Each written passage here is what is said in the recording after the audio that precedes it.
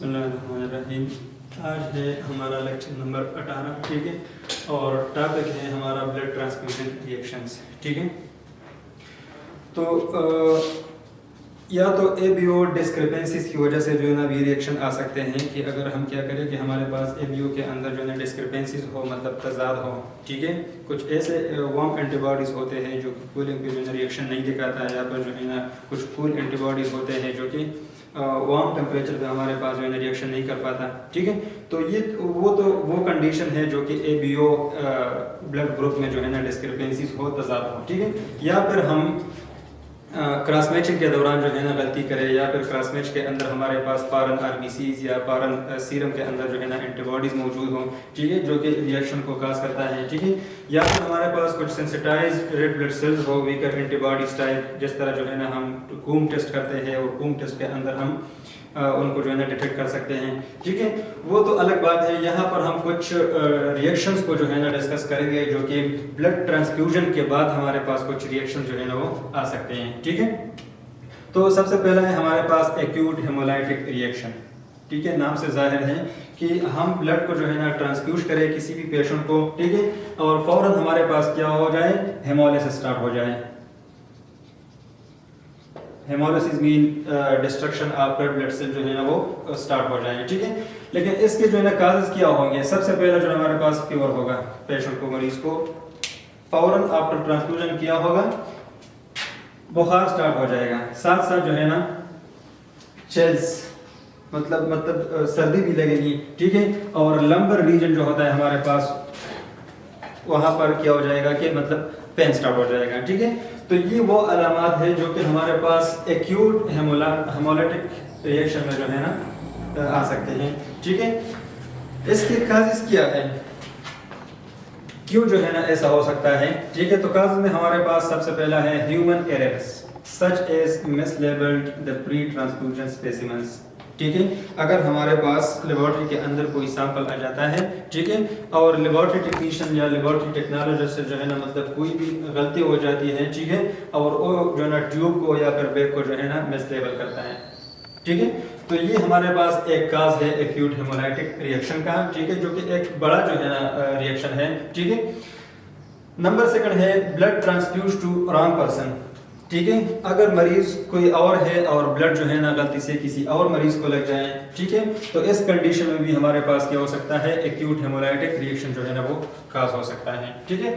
Number third है हमारे पास clinical errors, अगर ब्लड बैग के ऊपर जो है ना कोई गलत प्रोब जो है ना वो इंस्टॉल हो जाए, लग जाए, ठीक है, ये एक क्लिनिकल मिस्टेक है। या फिर मरीज का नेम जो है ना वो गलत हो जाए, ठीक है। तो ये हमारे पास सारे जो है ना क्लिनिकल एरर्स में आ जाते हैं, ठीक है। नंबर 4 है हमारे पास transfused red cells react with antibodies. Transfusion के बाद अगर हमारे पास ब्लड सर्कुलेशन के अंदर RBCs एंटीबॉडीज के साथ रिएक्ट कर जाएं, ये वो एंटीबॉडीज हैं जो कि एक सेंसिटाइज, जो कि वीकर एंटीबॉडीज होते हैं, जो कि लेटर ऑन हमारे पास जो है ना रिएक्शन काज करता है, ठीक है। मतलब बॉडी के अंदर मौजूद एंटीबॉडीज के साथ RBCs का रिएक्शन हो जाए, तोड़फोड़ हो जाए, तो ये हमारे पास एक्यूट हेमोलाइटिक रिएक्शन के काजेज हो गए, ठीक है। नंबर सेकंड है हमारे पास डिलेड हेमोलाइटिक रिएक्शन, ठीक है। और ये डिले होगा कब तक, 4 to 8 डेज तक हमारे पास जो है ना ये जा सकता है ये रिएक्शन, ठीक है। मतलब हमारे पास स्टार्ट में ये रिएक्शन जो है ना काज नहीं करता, लेकिन 4 to 8 डेज के बाद हमारे पास बॉडी के अंदर जो है ना रिएक्शन स्टार्ट हो सकता है, ठीक है, और RBCs का जो है ना डिस्ट्रक्शन हो सकता है।